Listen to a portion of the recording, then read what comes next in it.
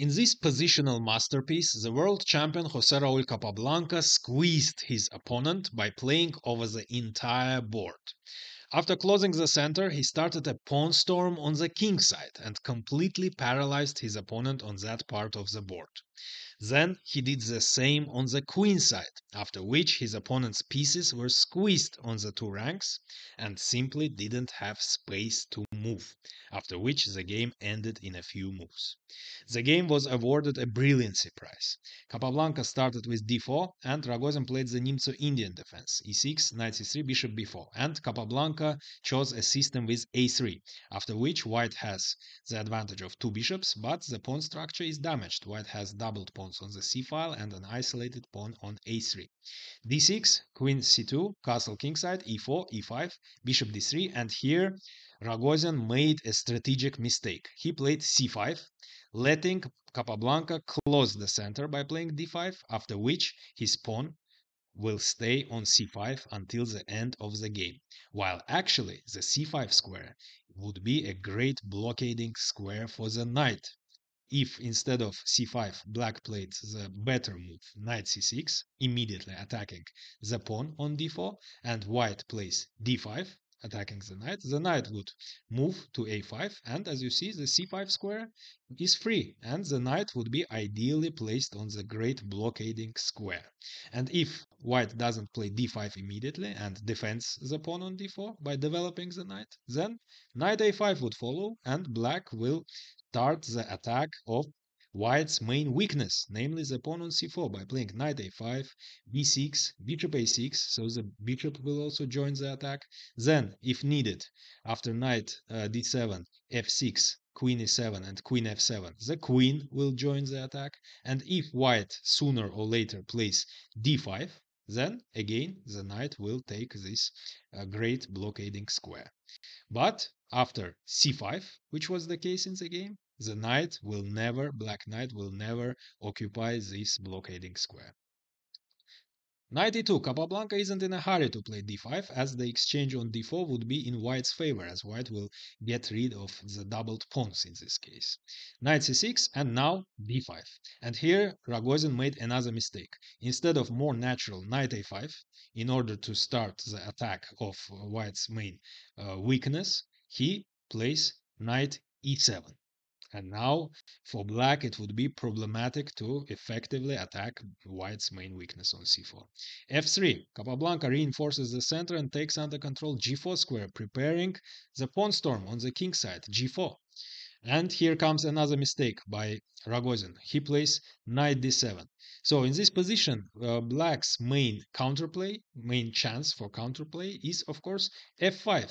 But after knight d7, the knight is blocking the bishop's diagonal, and f5 isn't possible because white controls these squares 3 times with the queen, bishop, and the pawn. And if black plays f5, white will simply capture and win a pawn. That's why, instead of knight d7, it would have been much better to play knight e8. And now the pawn is unblocked, but the bishop's diagonal is open, and black is threatening to play f5 because now black can do it. And if white plays g4 in order to take under control f5 square with a pawn and prevent f5, then after g4, actually we can see that f4 and h4 squares are weakened, and black can take under control these squares by playing knight g6. Or instead of g4, if knight g3 in order to control f5 with a knight, then g6 might follow, followed by f5. So in both cases, black would have counterplay on the king side. However, after knight d7, black will not have any counterplay on the king side anymore. And Capablanca immediately starts the pawn storm on the king side. It's important to start with h4, not g4, but h4, because otherwise black would play knight g6 and take under control h4 square 2 times with a queen and with a knight, after which h4 would be impossible. That's why, while the knight is still on e7, h4, and now knight g6 doesn't make sense because white would simply advance the pawn further with tempo, attacking the knight. That's why knight b6. And now g4. So Capablanca is dominating on the king side now. He has absolute domination and space advantage on the king side. And he is threatening to continue the pawn advance and start the direct attack on black king. That's why Ragozin plays f6, vacating f7 square for the king, and Ragozin is planning the escape of the king to the queenside. However, this move, f6, is a bad move. It's another mistake because it makes it easier for white to open the files on the king side. Now white will play g5 and will easily open the g file after g takes f.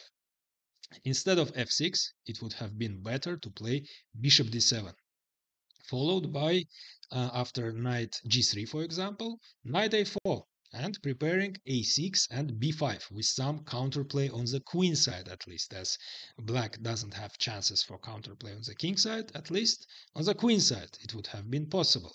But after f6, black wouldn't have any counterplay on the queen side either, because after the pawn march on the queen side, it wouldn't make sense, of course, for black to open up the position on the queen side, because the king would be under attack in this case. That means black will not have any, even slightest, chances for counterplay in this game anymore, and Capablanca will start squeezing operations with comfort. So, knight g3, king f7, Ragozin starts his king march, and g5, of course. Capablanca is going to open the g file.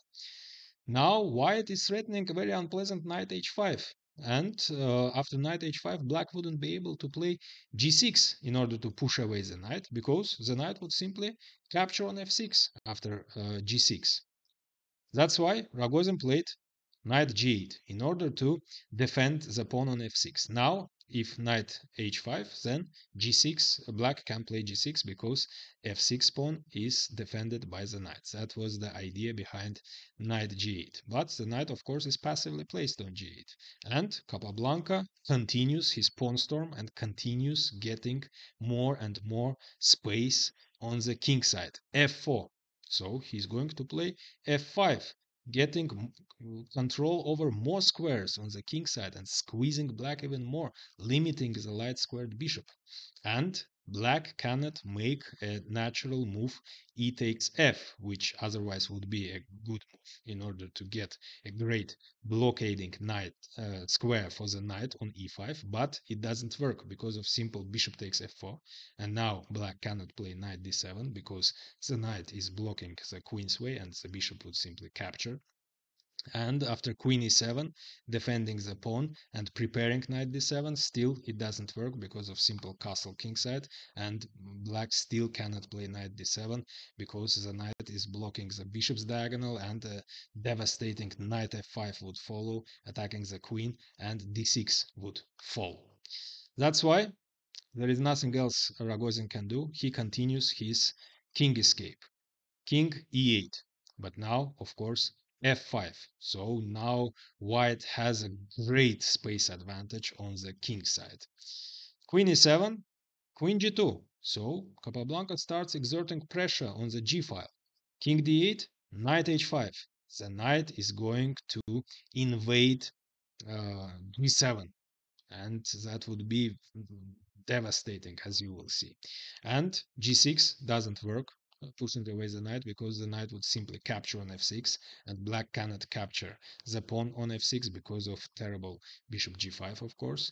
And rook f7 doesn't work either in order to protect g7 because of simple g6 attacking the rook, and after h takes g, queen takes g6, the g file is open, and white will capture the pawn on g7, after which h pawn will turn into a passed pawn. That's why, again, Ragozin simply continues his escape. King c7.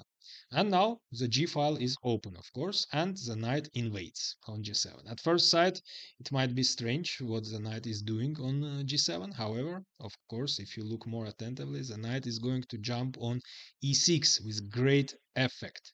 However, not immediately. While most players would immediately play knight e6, as it is devastating, the knight jumps on e6 with great effect, black would be forced to capture, after which white will capture with a pawn and will get a protected passed pawn on the 6th rank. However, Capablanca isn't going to do it immediately. He is going to wait until the most suitable moment. And psychologically, it would be very unpleasant for Ragozin because he will have to consider this threat of the jump of the knight on e6 until the end of the game. Before every move, he will have to consider this threat. So that is much more effective than doing it immediately. Bishop d7, h5. Capablanca hasn't finished his squeeze on the king side. He's going to move the pawn further and defend his knight, take under control g7 square with a pawn, and after the knight moves sooner or later, the rook will invade g7, the 7th rank, with great effect, supported by h6 pawn. Rook c8, preparing king b8, h6. So finally, Capablanca achieved the maximum squeeze on the king side, and now it's time, after king b8, rook g1 taking under control, full control over the only open file on g file. After rook f7, now it's time to start operations on the queen side. Rook b1. The rook wasn't doing anything on a1, so now it's placed on the half open file. Queen f8 and the bishop on d3. It isn't doing anything. It's limited by its own pawns. And now Capablanca is, of course, moving it to a much better position on h5, where it would be actively placed. The only thing bishop is doing is defending the weakness on c4. So bishop e2, king a8, moving away from the unpleasant x-ray, and bishop h5 with tempo, attacking the rook and taking under control even more squares in black's territory. And black doesn't have time to capture the pawn because the rook is under attack. Rook e7, and now queen a2, defending the pawn and moving the queen on the queen side, because now white is going to play actively on the queen side. Now black cannot play actively. Knight a4, for example, attacking c3 doesn't work because of simple queen b3, threatening checkmate on b7. And if rook b8, then now it's proper time, knight e6, as the bishop must defend the knight and also must defend on the square on e6, and that means the bishop is overloaded. So bishop takes e6, d takes e, the knight is under attack, it must retreat, but after it retreats, a terrible invasion of the bishop. Bishop f7, attacking the knight, and it turns out then there is no way black can save this knight. That's why, as black cannot play actively, Ragozin simply plays queen d8. So he has no active moves. So now he is going to simply move his queen back and forth from d8 to f8. Bishop d2, as there is nothing else Ragozin can do anyways, Capablanca isn't in a hurry, so he gradually improves his position. And now knight a4 is played finally by Ragozin, but still queen b3, of course, threatening checkmate. Now if rook b8, then again knight e6 follows, attacking the queen and threatening rook takes g8, and after queen takes, knight c7, checkmate would follow.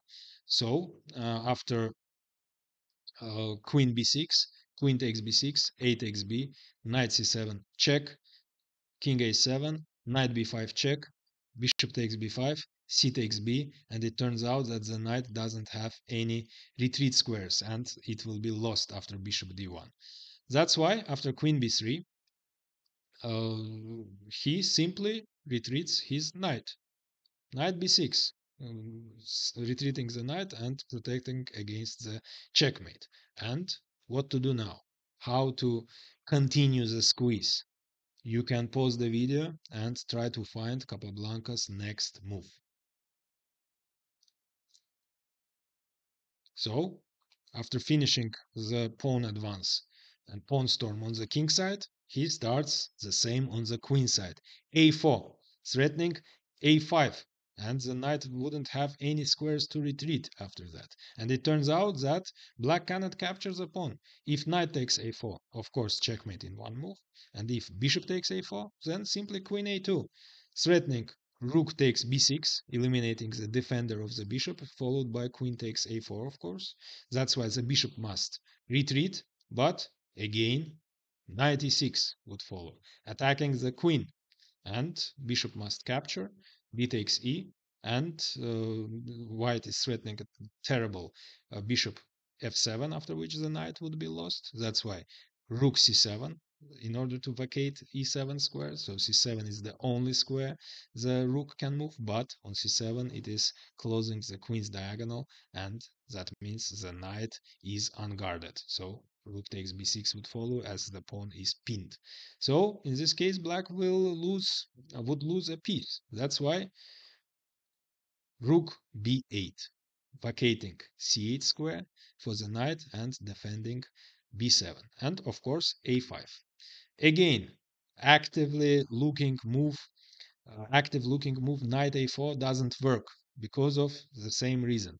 Knight e6, as the bishop must defend the knight, and also e6, so it's overloaded. If bishop takes e6, then d takes e, and white has two threats. The knight on a4 is under attack, and terrible bishop f7 is threatened, so black cannot parry both of these threats. Black is losing the piece in this case. And if after knight e6, queen takes a5, then rook takes g8, and it turns out that the rook cannot capture because it must also defend b7 pawn. That's why after a5, knight c8 is forced. But now all black pieces are placed on 7th and 8th rank, and they are extremely passive, and black simply doesn't have space to move. Black is completely squeezed. Queen a2. So now Capablanca isn't in a hurry. Black cannot do anything anyways, so he gradually improves his pieces. Queen f8, there is nothing else Ragozin can do, just moving back and forth from f8 to d8. Bishop e3, b6, and a6, getting even more control of more squares. Now b7 is also under white's control, so there is nothing black can do. The only possibility of some activity would be b5, but it doesn't work. After b5, white simply captures on b5, and if bishop captures, then e6 is unguarded, so the knight would invade, and it turns out that the queen is trapped. Or if instead of bishop takes b5, rook takes b5, then of course simple exchange, and again the bishop is forced to leave the square unguarded, and the same result. So that's why after a6, again queen returns to d8. King d2, queen f8, rook b2, queen d8, queen b1. So Capablanca isn't going to make any committal moves because they were reaching the 40th move, and after which the game was adjourned. That's why Capablanca decided to make waiting moves, as his opponent cannot do anything anyways, and then in home analysis find the most precise way to win. And as Ragozin understood that that's exactly what is going to happen, Capablanca will easily find precise winning moves in home analysis, he decided not to allow that and played actively. The only active move he has, b5. But after that, his position collapsed just in a few moves. So c takes b. So the idea of b5 was, of course, to vacate b6 square for the knight. So at least have some relatively active square for the knight. Knight b6, but now queen a2, c4, queen a3 attacking d6, queen c7 defending, king c1, rook f8, rook g2. So now both rooks exert tremendous pressure on the open g file. Bishop takes b5, of course, doesn't work because of knight e6 again with a fork. That's why queen b8, now queen b4, rook d8, rook g3, rook f8, and finally the moment has come. Knight e6 with great effect. And it turns out that black must capture the knight because the rook is under attack.